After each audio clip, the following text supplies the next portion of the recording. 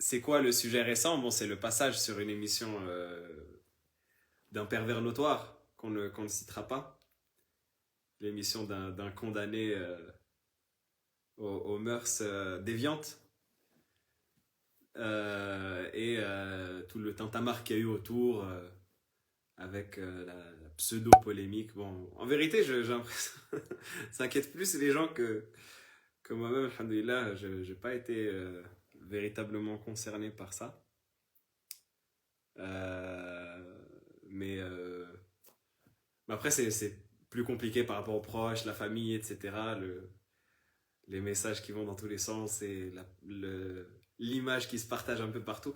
En vérité, ça reste une émission, c'est leur objectif de ramener des sujets polémiques comme ça, c'est comme ça qu'ils fonctionnent, que ce soit les politiques qui sont autour du plateau et qui essayent de faire du gratin sur le dos de polémiques de cette manière-là, ou alors les journalistes qui n'ont pas de sujet à traiter, donc forcément à la volée ils prennent un sujet. En fait, ça a été évoqué la veille de ce que j'ai... Moi, j'ai pas de télévision chez moi, mais de ce que j'ai reçu comme retour, ça a été évoqué la veille par une personne, je crois que c'est le politique, j'ai oublié comment il s'appelle, le Front National, enfin le Rassemblement National, qui l'a cité la veille ce sujet-là, en citant mon nom, mais ils n'avaient pas d'éléments factuels. Donc je pense qu'ils ont ils ont un petit peu discuté de la chose dans la soirée, et ils sont revenus le lendemain avec une édition spéciale qui a fait la une apparemment de cette émission-là, de cette tranche horaire.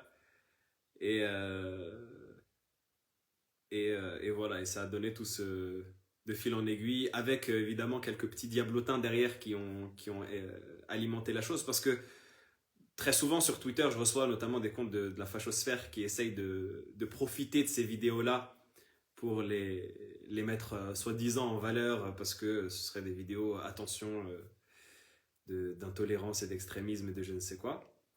Mais bon, ça fait pchit souvent, c'est des petits comptes qui s'égosillent un petit peu de leur côté, etc.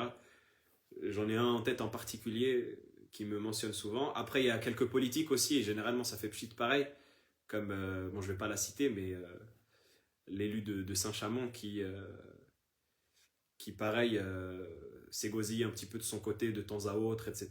Et bon, là, ils ont trouvé une ouverture chez notre fameux euh, pervers, mais on peut le dire sans risquer quoi que ce soit, étant donné qu'il a été condamné.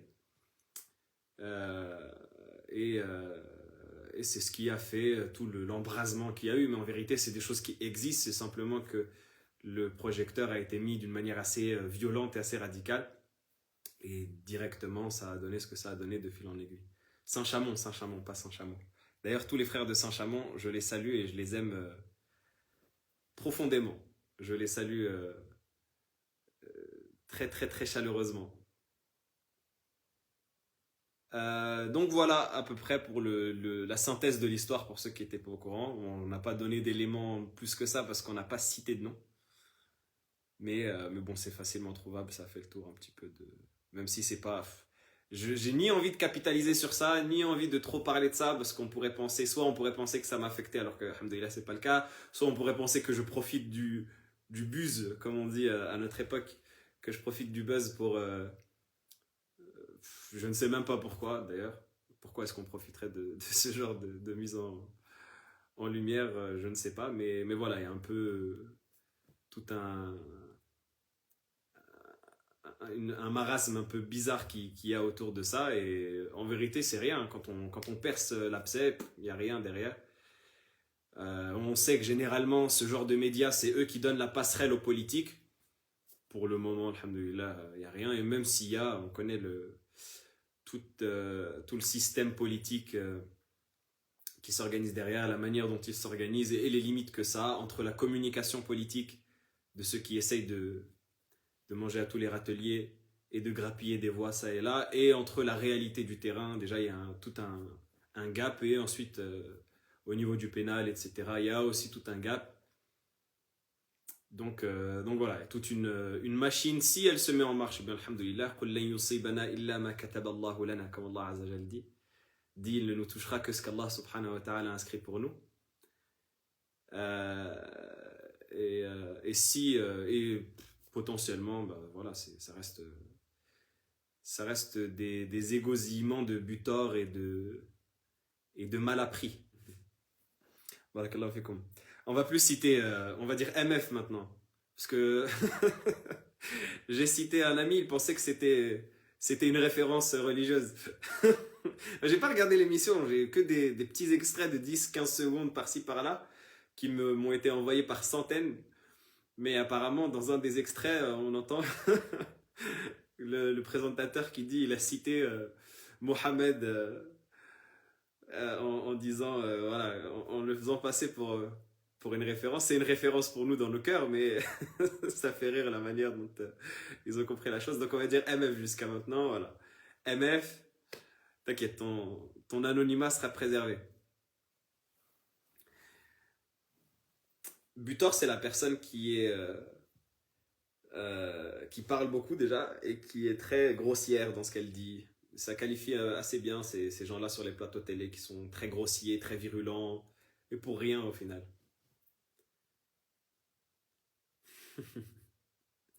Heureusement que vous n'avez pas regardé, c'est vraiment une blague. Ça m'intéresse même pas, sincèrement. C'est pas une chose qui m'intéresse en réalité parce que c'est faire le jeu de l'audimat pour ces gens-là. On sait qu'ils cherchent par tous les moyens d'avoir des sujets à traiter dans la pauvreté médiatique et dans ce qui correspond à leurs idées. On sait la chaîne à quel groupe elle appartient, on sait qui est au-dessus de ce groupe-là, on sait les alliances que le détenteur de ce groupe a avec le monde politique.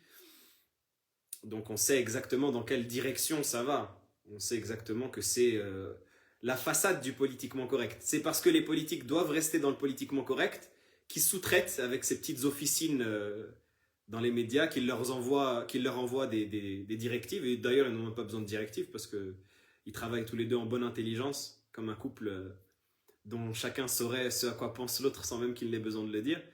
Et donc on sait très bien qu'ils font le jeu politique que ne peuvent pas assumer les autorités, en tout cas que peuvent partiellement assumer les autorités, ou dont les politiques ont besoin comme marchepied pour pouvoir trouver une justification à l'installation de mesures, de lois, etc. Donc voilà, c'en est suffisant pour cette analyse. Et après, pour l'analyse profonde de la chose, de tout le jeu stratégique qu'il y a dans le politico-médiatique, on y est déjà revenu en story, on y est déjà revenu avec un thread sur Twitter, peut-être dans un article, peut-être même dans une vidéo, j'espère, Inch'Allah, sur YouTube, si j'ai le temps de la faire. C'est une vidéo que j'avais pensé à faire déjà depuis plusieurs années, depuis le premier confinement, donc ça remonte déjà à plus de 2 ans. Et c'est l'occasion de le faire maintenant. Mais donc une vidéo un peu qui revient sur justement tout ce jeu politico-médiatique par rapport aux musulmans et l'identité islamique. Comment est-ce que l'objectif c'est de détruire au final l'identité islamique parce que on essaye de détacher le musulman de ce qui fait son identité au final. On essaye de détacher le musulman de ce qui fait son identité. On en avait parlé, il me semble, en live, ou je ne sais plus exactement sur quelle plateforme, mais je sais qu'on en avait parlé. Quand on avait parlé justement de pourquoi est-ce que de tout ce qu'il y a autour de l'expulsion de l'imam qui s'est fait expulser, Hassan Iqwisen. Et justement, tout est dans cette démarche-là de niveler par le bas l'attaque. Quand on dit niveler par le bas, d'attaquer par le bas. Quand je dis le bas, tout le respect qu'on a pour les personnes, mais on s'attaque justement aux plus laxistes, à ceux qui sont pourtant les plus compliant, les plus en accord normalement avec les discours les moins, on va dire, politisés, les plus clichés souvent, la France est meilleure que les pays musulmans, etc. Mais on va s'attaquer à ces gens-là pour que ça détruise un peu, c'est comme, vous savez, les jeux pour enfants, là, je sais plus comment ça s'appelle, les coupas, là, ou comment ça s'appelle, les bouts de bois qu'on empile pour faire des tours, quand on enlève les bases de cette tour-là, tout s'effondre. Et bien c'est ce qui évolue. Et on essaye d'attaquer l'identité du musulman de par ce qui est le plus représentatif chez lui, les éléments d'identité apparents comme moraux, comme dans la doctrine. Donc voilà.